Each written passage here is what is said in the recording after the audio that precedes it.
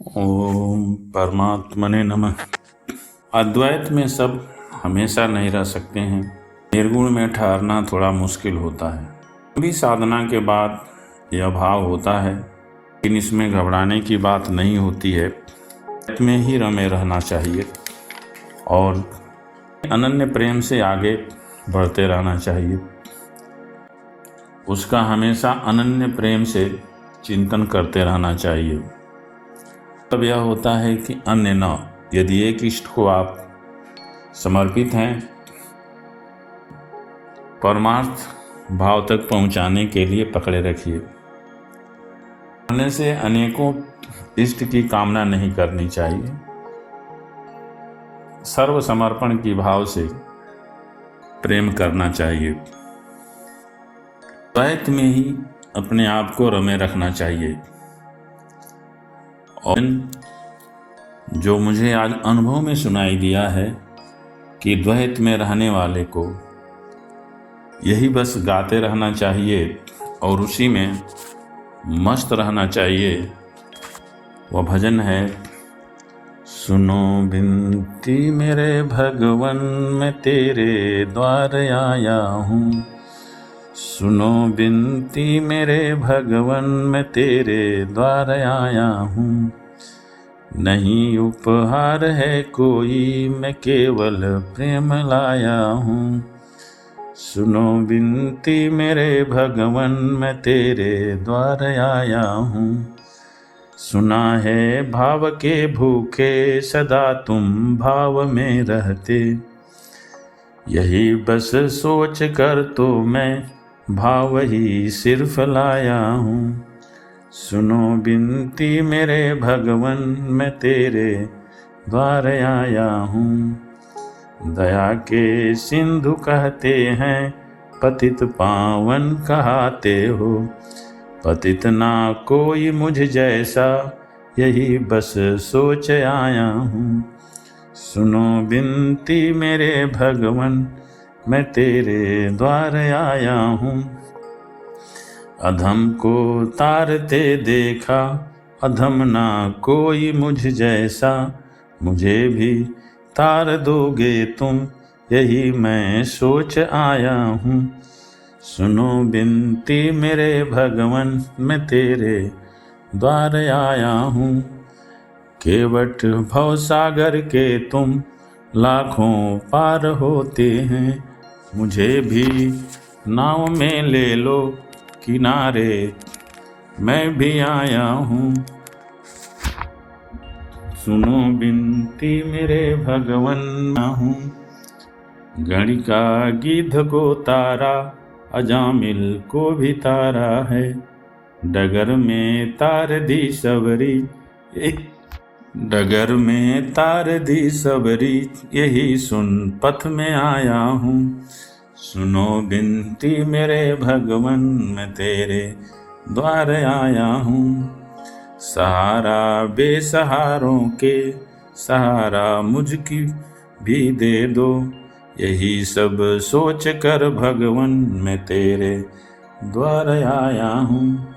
सुनो बिनती मेरे भगवन मैं तेरे द्वार आया हूँ। इसे ही गाते रहो और मस्त रहो। इष्ट का, अग्रज का, पिता का, माँ का, जो चाहे रिश्ता बना लो और दिव्य प्रेम में मग्न रहो, रमे रहो। दिव्य प्रेम वासना में नहीं होता है। जब जन्म दिव्य है तो कर्म भी दिव्य ही होगा। आप अपने इष्ट में रमे रहो और दैवी गुण का सहारा ले लो। अंदर दया, क्षमा और परोपकार की भावना रखो। इष्ट तुरंत ही मिल जाएंगे। जितनी तीव्रता होगी, इष्ट उतना ही जल्दी मिलेगा। प्रायः लोग घर के मंदिर के विग्रह को बाहर जाते समय प्रणाम करते हैं और कहते हैं, मेरा कार्य सिद्ध करना। क्या जरूरत है ऐसा बोलने की? उससे बोलिए कि मैं जीविका साधन या किसी भी कार्य से बाहर जा रहा हूँ, साथ चलिए, तभी तो मेरी आराधना सुनोगे। मेरी जैसी सोच है वैसे ही ना सोचूंगा। हे भगवान, मैं तो यही सोचता हूँ कि जो पास रहता है वही सुनता है, इसलिए मेरी यही इच्छा है कि हमारे ईश्वर भी हमारे साथ रहें और मैं उन्हें अपना भजन सुनाता रहूं। हमें केवल ईश्वर के भजन और कृपा पर ध्यान देना चाहिए। हमें ईश्वर से कुछ मांगना नहीं चाहिए, केवल यही कहना चाहिए कि आप कृपा करें। केवल कृपा ही मांगनी चाहिए, क्योंकि नहीं मालूम ईश्वर ने हमारे लिए क्या सोचा है। वह कुछ ज़्यादा ही देने की सोचा हो और हम कम मांग लें तो क्या होगा।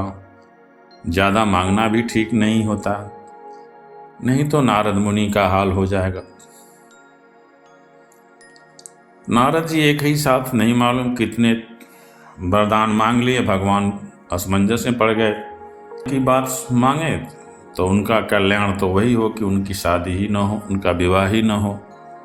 हमेशा कल्याण की ही बात सोचते हैं। हमें अद्वैत समझ में नहीं आता है, हमें निराकार समझ में नहीं आता है तो कोई बात, कर नहीं पाते हैं तो कोई बात नहीं, क्योंकि अगर हमें द्वैत समझ में आता है तो धीरे धीरे सब समझ में आ जाता है। द्वैत में ही मस्त रहिए, द्वैत में ही आनंदित रहिए। धीरे धीरे द्वैत से ही आप अद्वैत की तरफ बढ़ जाएंगे। अद्वैत तो स्वभाव में आ जाता है, जब तक नहीं आता है आनंद से रहो और प्रभु से कामना करें कि कृपा करें। बहुत से ऋषि मुनि, बहुत से संत, बहुत से भक्त द्वैत भावना ही में ही मगन रहते थे और धीरे धीरे अद्वैत में चले गए। रामकृष्ण परमहंस जी काली की उपासना करते थे, वे द्वैत भाव में रहते थे और धीरे धीरे द्वैत की अवस्था में चले गए। अद्वैत की अवस्था में कैसे चले गए? स्वयं को ही काली का स्वरूप उनको समझ में आने लगा। यही तो अद्वैत की भावना है। जब हम अपने आप को स्वयं इष्ट के स्वरूप समझने लगते हैं तो ये द्वैत की भावना होती है, और जब तक ये भावना नहीं होती है तब तक हम द्वैत में रहते हैं। और जब ये भावना हो जाए कि जो वह है मैं हूं, यही भावना अद्वैत की होती है, तो इसमें कोई घबराने से साधना नहीं हो पाती है। यदि हम द्वैत की साधना आसानी से कर लेते हैं तो उसी में ही रमे रहना चाहिए, उसी पर ही चलते रहना चाहिए, और अंत में हमारी अद्वैत की अवस्था आ जाएगी। साधना करने वाले को किसी भ्रम में नहीं रहना चाहिए। कई शास्त्रों को पढ़ने से होना चाहिए। बहुत से लोग भ्रम फैला देते हैं कि पढ़िए तो ये लाभ होगा, फला मंत्र को जपिए तो ये लाभ होगा। कुछ नहीं होता है। प्रेम से जपते हैं तो वह इष्ट जो है हमें वहीं पहुंचा देगा जहां पर सारे इष्ट पहुंचा देते हैं। हम नदी तभी पार कर सकते हैं जब हम किसी नाव का सहारा लें, और नाव भी तो एक ही होती है। यदि हम 10 नाव पर कूदते रहें तो हम नदी पार कूदने में ही हमारा समय व्यतीत हो जाता है। इसलिए किसी भी एक इष्ट को पकड़िए, वही आपको सहारा देकर परमार्थ पद तक पहुंचा देगा। यदि हमें कहीं जमीन से पानी निकालना हो तो हमें 10 जगह कोशिश नहीं करनी चाहिए। अगर हम 10 जगह कोशिश करें नहीं मिल पाएगा, लेकिन यदि हम एक ही जगह पे कोशिश करें, यदि किसी जमीन में 40 और हम 10-10 के 4 गड्ढे कर, लेकिन यदि एक ही जगह हम 40 फीट का गड्ढा कर देते हैं तो वहाँ पानी मिल जाता है। यही ईश्वर की बात है। हमें किसी एक इष्ट का सहारा लेना चाहिए। हमें द्वैत से ही शुरू करना चाहिए, क्योंकि द्वैत बहुत आसानी से समझ में आ जाता है और हम अपने ईश्वर उसी रिश्ते को निभाते हुए उसी के सहारे हम आगे बढ़ जाते हैं। मीराबाई ने कृष्ण से प्रेम किया, से ही कृष्ण की भक्ति थी। कृष्ण को ही उन्होंने पति रूप में स्वीकार कर लिया था। घर वालों के विरोध करने पर उनका विवाह भी कर दिया गया, लेकिन अंत वही हुआ कि वे घर में विद्रोह की, उन्हें जहर भी खाने को दिया गया, जहर भी पीने को दिया गया, जिसको वे हंसते हुए स्वीकार कर लीं और ईश्वर उनकी मदद की और अंत में वो संसार छोड़ के संन्यास ग्रहण कर लीं। तो आज उन घर वालों को तो कोई नहीं जानता है, लेकिन मीराबाई को सारा दुनिया जानता है।